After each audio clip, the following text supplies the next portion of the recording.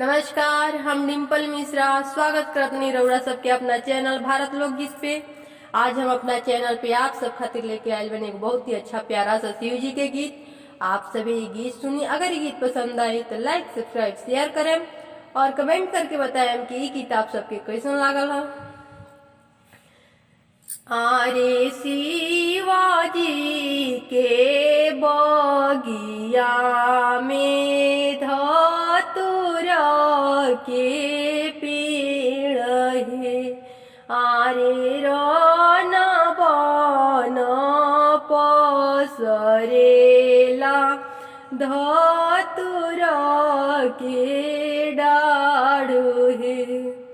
सबका की दिहानी शिवाजी पूड़िया मिठाइया है। यारे अपना खातिर रखनी शिवाजी भांगिया के गोला है।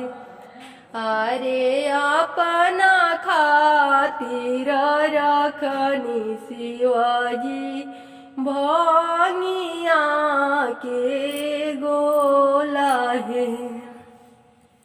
अरे शिवाजी के बगिया में धतुरा के पेड़ है।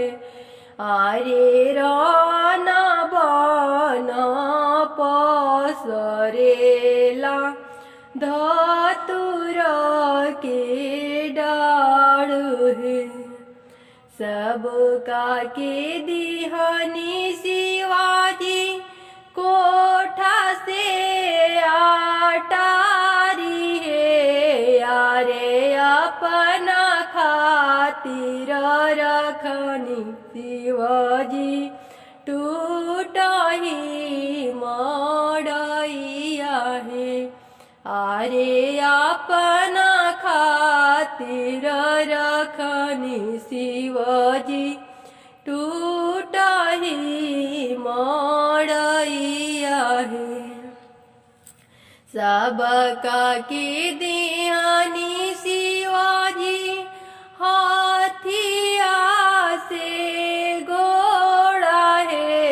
अरे अपना खातिर रखनी शिवाजी बादशाह बैल है।